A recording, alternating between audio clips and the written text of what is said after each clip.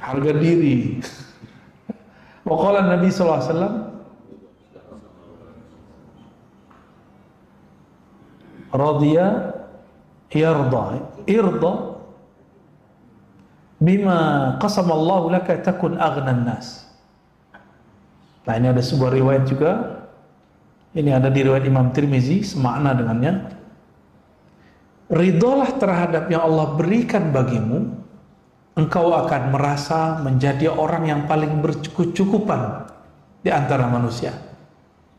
Ya. Bahasa Arabnya aghna, kaya. Jadi kaya dalam bab kerohanian itu bukan banyak kepunyaan. Kaya itu merasa cukup dengan pemberian Allah Ta'ala. Namanya dunia, apa aja nggak ada puasnya, benar nggak? Nggak ada puasnya, Pak. Emang begitulah dunia, ya. Wa fi Zabur, nah, dalam kitab Zabur yang ditulis dalam bahasa Arab, jadi Zabur lama ini, Mazmur kalau orang sekarang nyebutnya, al-qani' ghaniyun wa in kana jayan. Orang yang qanaah itu kaya meskipun dia sedang lapar, disebut dia kaya, ya. Kalau dibalik gimana? Orang yang tidak qanaah itu miskin meskipun dia kenyang, ya. Dia miskin meskipun dia punya rumah, punya kendaraan yang bagus, dia ngerasa nggak cukup. Kayaknya rumah ada aja yang kurang. Udah punya kendaraan, kayaknya kurang aja, ya. Maka enaknya hidup itu ya qanaah.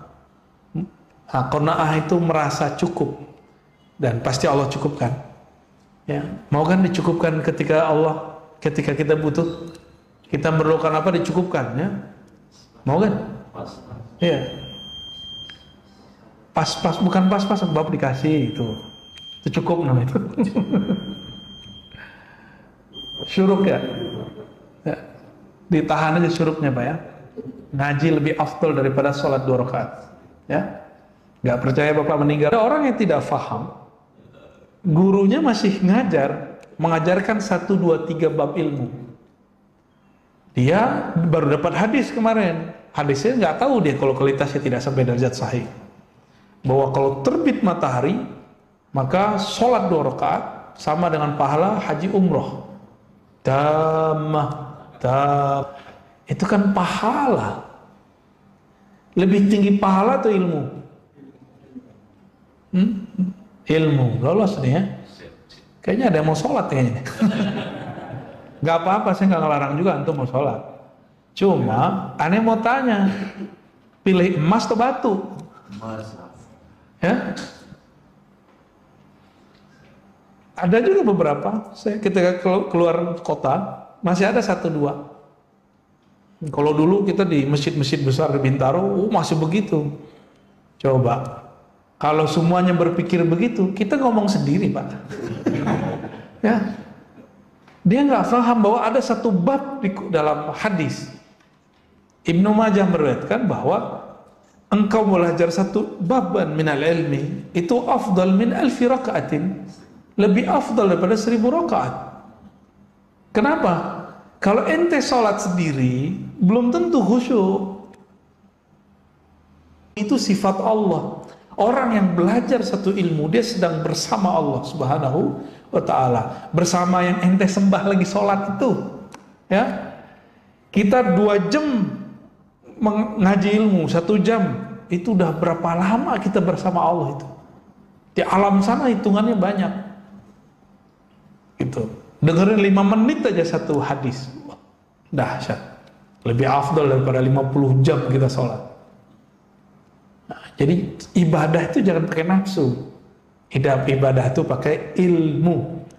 Imam Ahmad kalau cerita ke putrinya, Tara akan datang guru saya kalau tahajud itu sepenuh malam, sepanjang malam. Kalau baca Quran sebanyak-banyaknya khatam. Kalau zikir nggak berhenti-berhenti. Ngineplah Imam Syafi'i di rumah Imam Ahmad. Diintip terus oleh putrinya. Kok malah tidur-tiduran, tidur miring lagi begini. Tapi karena lampu dimatiin. Jadi Imam Syafi'i itu kalau ingin tafakur beliau matikan lampu. Kalau koneksinya sudah oke, beliau hidupkan, nanti nulis. Begitu terus. Besok pagi laporlah putrinya kepada ayahandanya. Wahai ayahanda, katamu gurumu itu ahli sholat malam. Sepanjang malam sholat. Aku intip malam tadi dia tidak pernah sholat kecuali cuma sholat witir. Sebutin semua, dilaporin semua. Lalu dipanggillah anaknya, sini nak. Nanti kalau kita sarapan, kita tanya guru kita, Imam Syafi'i, ngapain dia malam tadi? Nyampelah jam sarapan. Orang Arab tuh jam sarapannya 9 tuh jam 10. Ketika makan sarapan, sebelumnya Imam Ahmad ngomong, guruku itu kalau makan dikit. Tapi ketika sarapan di rumah Imam Ahmad, nambah sampai 2-3 kali. Kira-kira begitu kalau diterjemahin orang Indonesia ya. Bengong itu anaknya, matanya tuh tebah. Memang gak jelas. Yang benar ini ya. Ini ulama apa sih ini makan kok banyak? Muhammad bin Idris ya. Putriku malam tadi selalu memata-mataimu. Dan juga waktu sarapan ini dia heran melihat engkau makan. Apa gerangan yang ada padamu? Mohon terangkan kepada putriku. Karena orang awam itu punya teori tentang guru itu ala dia. Nggak cocok ditinggalin. Itu murid kurang ajar benar tuh. Ya. Guru kok ala dia, bukan ala guru itu. Kalau Imam Syafi'i mengatakan, malam tadi aku murojaah satu ayat, satu surat. Sampailah di satu ayat, aku berhenti dan mengulangnya 70 kali. Setiap mengulangnya ada satu masalah baru yang aku temukan jawabannya. Imam Syafi'i, satu ayat diulang 70 kali, dalam semalam dapat 70 masalah baru. Ilmu. Orang sholat 70 rakaat belum tentu dapat ilmu seperti Imam Syafi'i. Gimana? Anda mau protes? Ketika sarapan ditanya, kok makannya banyak? Katanya zuhud, katanya qanaah. Kata beliau apa? Yang paling aku tahu di Baghdad, rumah Imam Ahmad itu makanannya paling halal dan paling thayyib. Putrinya masak dengan bismillah.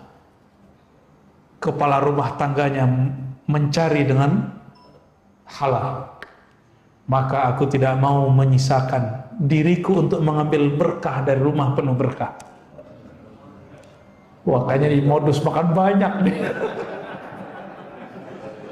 Jadi Imam Ahmad dulu antum. Jadi kita kalau di rumah orang soleh, banyak-banyak makan, Pak. Soleh beneran loh ya, bukan soleha. Kalau dihidangkan, ya. Apalagi kita tahu yang masak nih dengan nama Allah, makan yang serius. Karena memakan makanan keberkahan itu sama dengan Bapak puasa sabar. Kita puasa dan sabar, makan itu syukur itu sama. Pilih mana? Kayaknya pilih makan ya. Sama kita berarti. Nah, ini yang disebut saleh. Kalau di rumah orang yang halal makanannya, jangan makan sedikit, itu saleh. Ketika ada ilmu, ibadahnya akal memahami, ibadahnya qalbu merenungi. Nah, Imam Syafi'i ibadahnya malam tadi apa? Merenungi, dan itu lebih dahsyat, sama dengan 1000 rakaat. Jadi ketika dia dapat satu makna itu 1000. Kalian aja 70. Berapa tuh jadinya? 70. Jadi sama beliau dengan sholat 70.000 rakaat malam itu. Ketika Imam Syafi'i pindah ke Makkah, ke Madinah, ke Mesir ya. Ini bukan hijrah yang pertengahan, ini hijrah yang terakhir. Berarti ke Mesir. Setelah 4 tahun beliau tinggal di Mekah, di Mesir ya.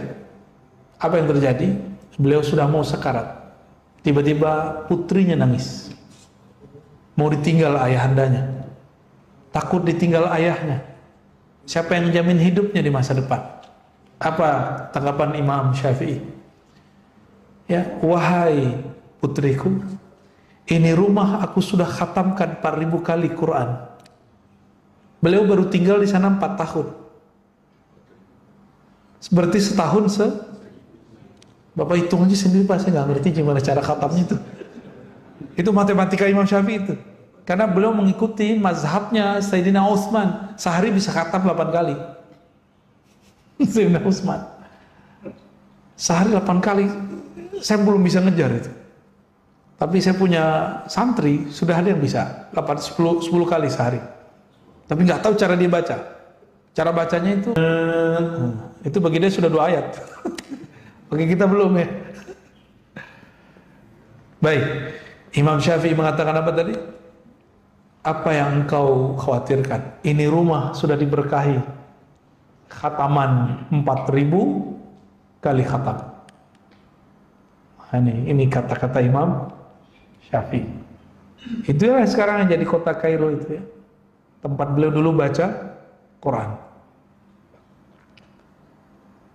Barangkali ya itulah yang jadi Al-Azhar sekarang itu. Tempatnya beliau dulu tinggal itu. Man kanat qana'atuhu saminah tabat lahu kullu marqa. Orang kalau qana'ah, makanan nggak enak jadi enak. Maka Rasulullah itu nggak pernah menghujat makanan. Nah, ini yang harus kita ajarkan ke anak-anak kita ya. Kalau kita nyantri sih dulu biasa, Pak ya. Tapi anak-anak sekarang nyantri ngeluh terus. Padahal nyantri sekarang udah jauh lebih enak daripada nyantri zaman dulu ya. Anak saya masukin ke pesantren, nggak bisa makan dia. Oh ya, ada yang lebih lucu nih. Ini dia pertama masuk pesantren muntah. Gaya beneran. Iya ya. Al-izzu fit ta'ah. Jadi Allah memberikan 5 pasangan, ya ada 5 pasang amalan. Al-izzu fit ta'ah. Izzah, semangat itu ada dalam ta'at. Semangat kemuliaan. Wadzillu fil ma'siyah. Kehinaan itu ada dalam maksiat. Wal haibatu fi qiyamil lail. Orang yang karismatik itu adalah orang-orang yang membangunkan, yang qiyamul lail, baik dengan ilmu atau dengan amal. Maka orang-orang yang qiyamul lail kuat, meskipun wajahnya lelah, matanya pucat, ya, tapi dia punya haibah, punya karismatik, ya. Maka kalau ada di antara bapak ibu ini, anaknya pengen dijadiin ulama, ajarkan anak kita qiyamul lail. Baik qiyamul lail dalam berilmu atau qiyamul lail dalam beramal, ya. Biar kalau dia ngajar tuh didengar. Berarti Allah ridho. Kalau dia berkalam, kalamnya itu berefek di kalbu manusia. Itu berarti dia ahlu qiyamil lail. Kenapa dia kemudian dahsyat? Karena dia bisa beramal di saat orang-orang nggak lihat dia. Dia bisa bangun di saat orang-orang nggak sanggup bangun. Berarti kolbunya kuat. Jika dia berkata-kata, dia tinggal manahin kolbu orang set gitu aja, Pak. Tapi kalau masih pakai panah kurang kuat. Dia harus menjadi seperti lampu pijar. Tanpa perlu memanah orang, siapapun yang dekat pasti dapat cahayanya. Syukur-syukur jika kolbunya seperti rembulan, ya. Bahkan jika kolbunya seperti matahari, ya. Wal hikmatu fil batnil khali. Kebijaksanaan itu muncul apabila orang sering mengosongkan perutnya. Artinya puasa. Kalau Imam Syafi'i tadi apa dong? Itu lain lagi. Makanya antum lagi puasa sunat, diundang orang soleh wali Allah makan, batalin puasa sunatnya. Karena makan dengan beliau lebih afdal dari antum berpuasa. Karena yang masuk keberkahan, ya. Kayaknya bakal batal nih puasa Daud ya. Wal ghina fil qanaah.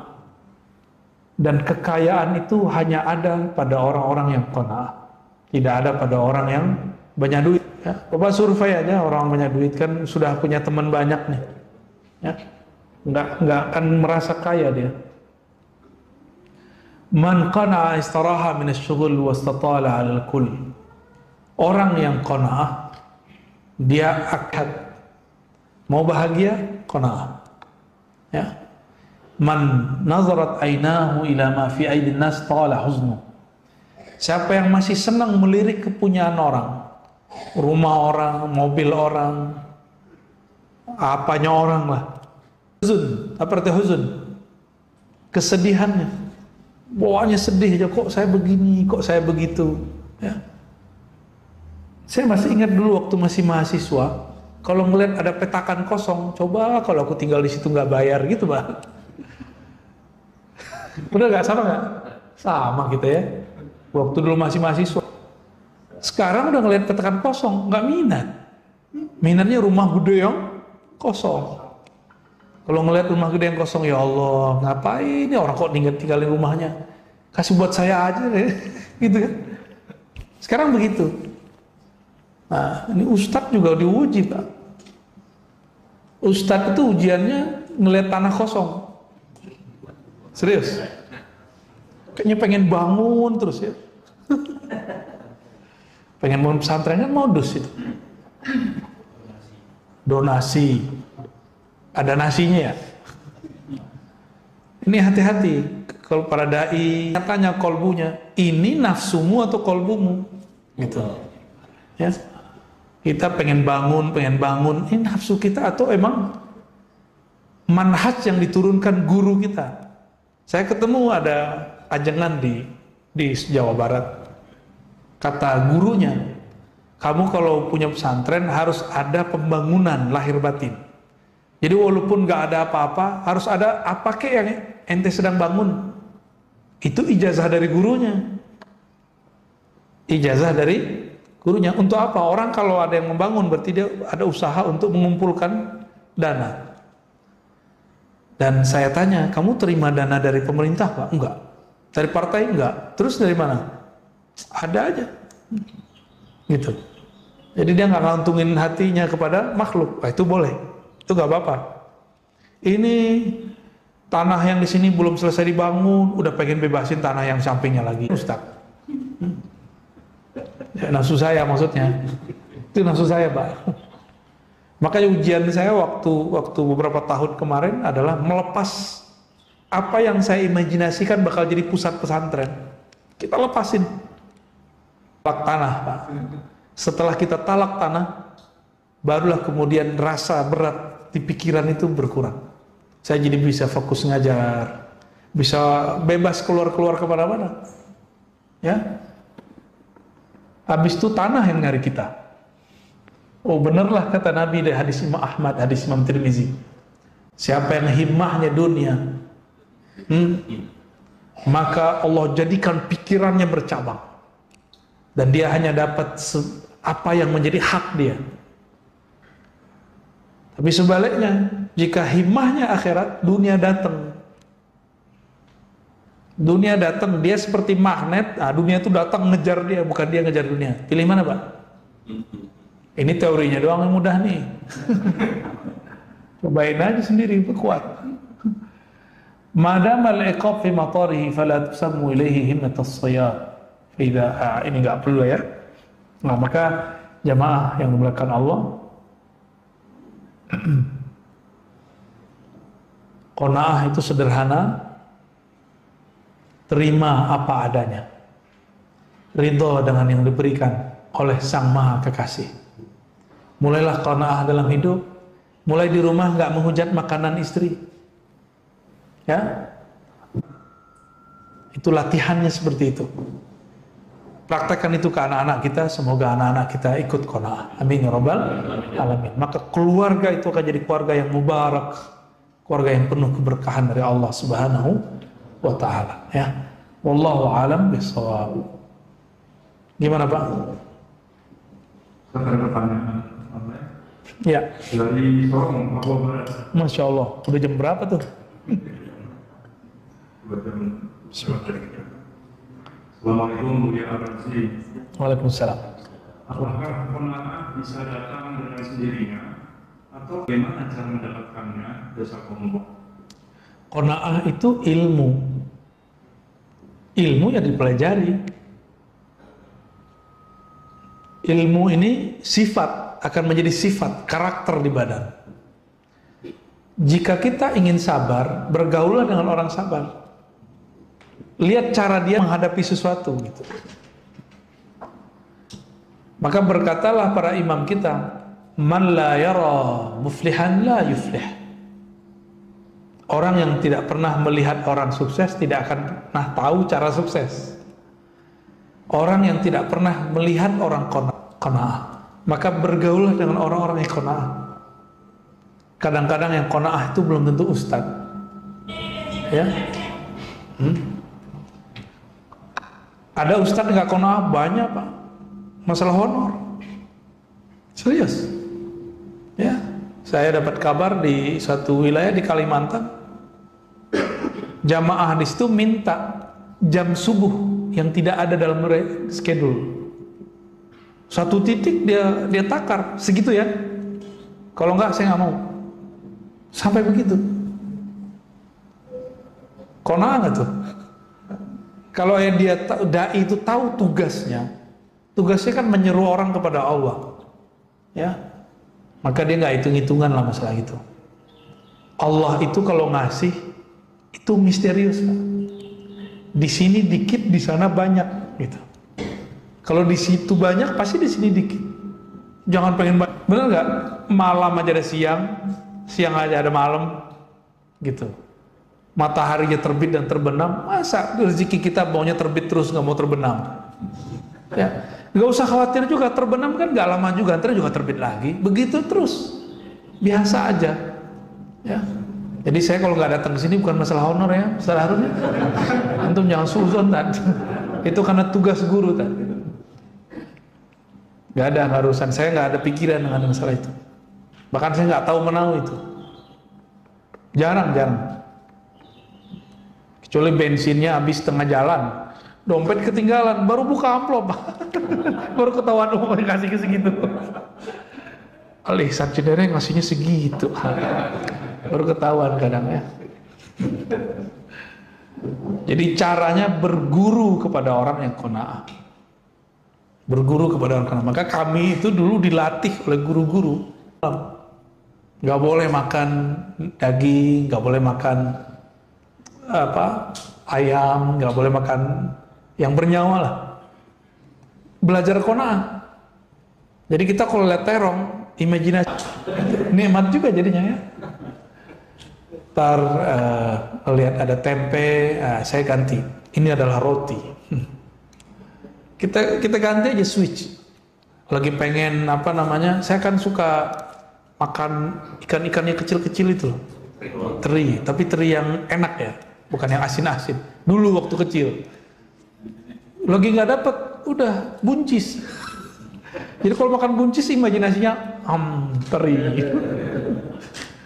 Syukur aja dan itu nikmat. Ini modal saya hidup sampai hari ini. Rasa berkecukupan itu ada di situ. Ya, alhamdulillah rabbil alamin. Semoga guru-guru kita diberkahi oleh Allah SWT. Berguru Pak ya, yang disorong berguru kepada mereka.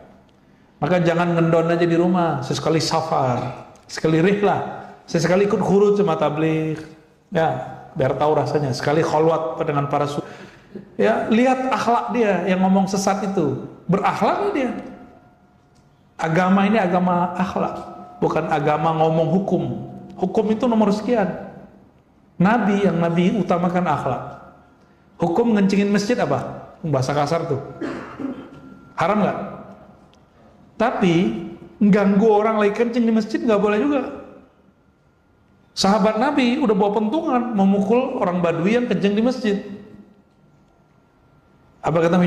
Biarin. Tuh akhlak Nabi.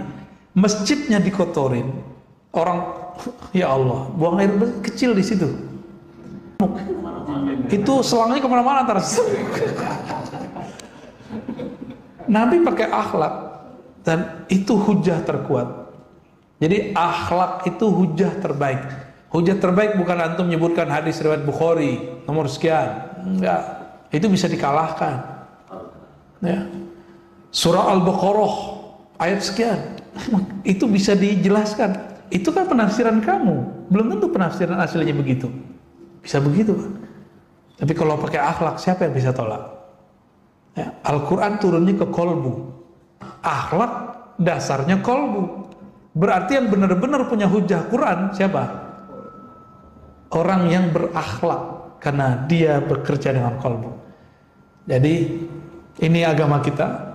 Mari berdakwah dengan akhlak, ya. Saya pun lagi merubah cara dakwah saya ini, Pak. Proses terus penyempurnaan. Jika di masa-masa lalu saya suka frontal, ya itu maklumlah darah muda, ya. Sekarang pun lagi mencoba memperbaiki. Maka saya paling ketika ada yang sesuatu orang tersinggung, ya saya minta maaf, ya. Tapi nggak semua juga kita harus minta maaf, ya. Memang kamu siapa harus dimintai maaf semua, ya kan?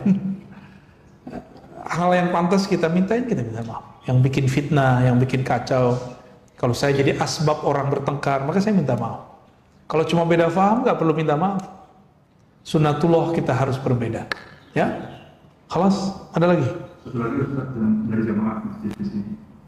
Bagaimana kita bisa menjadi makhluk Tuhan yang fitrah? Bagaimana menyikapi semua cobaan yang kita terima?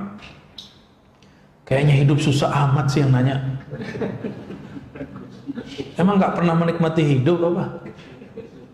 Kita ini dari awal hidup tuh sudah enak. Paling masalah cuma beberapa detik, beberapa menit, beberapa jam. Masalah itu jangan terlalu dihayati. Yang dihayati itu penyelesaian masalah. Ya. Kalau di Quran nanti ada pembahasan tentang itu, tentang as-sabr, ya. Jadi Allah Subhanahu wa taala tentang al-bala mengatakan wa balawnakum bil hasanati was sayyiat. Tuh surah Al-A'raf 168, dicari di rumah. Wa balawnahum, kami akan menguji mereka. Surah berapa? Al-A'raf ayat 168. Wa balawnahum, kami kalau uji mereka ada dua, satu hasanat yang baik-baik, maunya yang baik-baik doang ya. Berarti kamu aja jadi Tuhan, ya. Ini kan suka-suka Allah. Kami uji mereka, kami tempa. Bala itu bahasa Arab artinya penempaan. Besi kalau sering ditempa, terus kita mau buat pisau, pisaunya bagus nggak? Jika antum ingin punya kolbu tajam, pikiran yang dahsyat, siap-siaplah ditempa. Maka kalau di sekolah itu, anak-anak yang sering mengerjakan contoh soal, lalu dikasih latihan, dia biasa aja nanti kalau ujian. Ya, saya bisa baca kitab begini, itu bukan soal-soal, ini memang karena latihan aja sebenarnya. Dulu nggak pede baca kitab depan orang, takut dikritik, ya sekarang cuek aja. Yang penting paham isinya, ya. Yang penting kita bisa memahami isinya. Kadang-kadang kita diuji dengan kebaikan, dipuji orang, dapat rezeki yang banyak, disenangi orang. Ada dibalik wasayyiat, dibenci orang, dikata-katain orang, dianggap syubhat sama orang. Antum udah pernah dianggap syubhat belum? Udah pernah dianggap tolol belum? Seru loh. Dibilang tolol sama orang tuh seru banget, ya. Ya, dibilang sesat sama orang tuh unik lah, ya. Ada orang yang bilang saya sesat karena masalah bab ruh. Ruh saya bilang gak dicipta, ruh itu dihembuskan. Yang kita sebutkan. Dia bilang, oh nggak ada. Di Quran begini. Saya tanya, Quran ayat mana Pak? Dia nggak hafal. Nah, kan lucu kan? Jadi dikafirkan orang itu, disesatkan orang itu betul-betul seru sekali. Karena yang menyesatkan saya itu ditanya ayatnya. Pelongo-pelongo nih nggak jelas, ya. Di situ saya kemudian menjadi ketawa, ya. Kadang-kadang kita nggak disenangi orang. Banyak Pak, bagian-bagian pemahaman saya, ada yang disenangi orang, ada yang enggak. Tapi ingat, saya ini mengajar bukan untuk nyenengin orang gitu. Saya ngajar itu menyampaikan amanah ilmiah yang saya tamatkan. Yang ini menurut saya halal, yang ini tidak halal. Yang ini haram, ini tidak haram. Bisa jadi beda dengan yang antum pikirkan. Bab politik nanti, aneh belum tentu ngikutin antum, ya. Nah, karena kita bukan ustadz-ustadz pemuas nafsu jamaah. Kita punya manhaj sendiri. punya manhaj fikrah sendiri. Nah, saran saya kalau dai-dai harus punya karakter yang lebih dari itu kalau bisa. Dia menarik jamaah, bukan ditarik jamaah. Nah, kapan dakwah menjadi hancur? Ketika ustadznya menjadi pemuas nafsu politik jamaah, pemuas nafsu pemahaman jamaah. Ya ganti aja statusnya, jangan jadi ustadz lagi. Ya, jadi jamaah aja. Jadi ada dua ya, ujian itu ada dua, baik dan buruk, dan selalu begitu. Nggak mungkin orang itu akan buruk selalu. Lalu kalau pertanyaannya ya, hanya Allah yang memfitrahkan kita. Nabi mengatakan orang yang puasa Ramadan imanan wa ihtisaban, ya, maka dia akan lahir seperti dia akan keluar dari Ramadan seperti lahir dari ibunya. Itu Allah yang kerja, bukan kita yang kerja. Tugas kita cuma kunu ibadallah, jadilah hamba-hamba Allah. Maka saya, ta'lim saya tidak pernah menuntut orang suci. Nggak pernah. Yang kita tuntut orang tobat, suci nggak mungkin Bapak suci. Saya aja nggak ada. Ini sekarang bener nih, pulang coba. Buka YouTube, nonton, matanya udah kotor lagi. Ya. Bener nggak? Sekarang ini udah bener nih. Oke. Nyampe di jalan. Bukan kita yang ingin melihat maksiat, Pak. Maksiat yang datang. Terus mau disalahin siapa? Ya. Jadi saya nggak percaya kalau ada orang bisa menjadi suci. Nggak percaya. Kecuali hanya orang yang disucikan Allah. Maka ayatnya yuwayutahhirukum tathira. Hanya Allah yang mensucikan. Kita tidak akan pernah bisa mensucikan diri sendiri. Ini kemarin nih Bapak cek, ingat-ingat seharian pernah kan makan minum nggak menyebut nama Allah? Gimana tuh? Itu ilmu hakikat haram loh Pak. Dalam ilmu fikih makruh, dalam ilmu hakikat itu haram. Tuh mau suci atau nggak bisa. Maka kita hanya bisa kemudian datang dengan taubat. Ya Allah, aku tidak sanggup mutlak jadi orang yang taat. Tapi Engkau Maha penerima taubat. Terimalah taubatku. Besok begitu lagi, bakal begitu terus. Maka udah disebut tawabin. Orang yang setiap hari dia datang mengadukan dosanya kepada Allah. Beda dengan al-ais, ya? Al-ais min rahmatillah. Orang-orang yang putus asa dari rahmat Allah. Al-qanitun, orang-orang yang putus asa dari Allah. Itu enggak masalah dikit ngeluh, ya. Apalagi kalau maksiat. Nah, ini maksiat ini kan orang kalau kena maksiat mikir gini, ya udahlah hancur-hancur sekalian. Nah, itu nggak benar tuh. Jangan begitu sama Allah. Allah nggak begitu kok. Allah mengatakan jika dosamu ananas sama menyundul langit, tapi engkau ngaku kepada Allah, Allah ampuni. Allah itu suka sama orang ngaku. Sederhana nih penutup. Kita punya anak salah, dia ngaku salah depan kita, dimaafin nggak? Bapak suka kamu ngaku. Kita nggak ngomong gitu Pak. Coba anak kita ngaku nggak salah, terus ketahuan gimana? Ya, jika kita suka orang yang ngaku, itu sebenarnya sifat Allah yang Allah titipkan di kolbu ini biar kita faham. Kalau engkau datang kepada Allah, datanglah dalam penuh pengakuan dan penyesalan. Dan Allah itu lebih sempurna dari kita. Orang tua, ibu, udah kesel sama anak, udah disuruh, kamu pulang, keluar, jangan balik-balik. Nggak balik, dicari nggak? Allah cari rahmat, disebar, cari orang ini. Begitu Allah baik, ya. Jadi nggak usah khawatir lah. Mau ustadz, mau kiai, mau orang biasa, orang alim, nggak orang alim, dosanya, kesempatan maksiatnya sama, ya.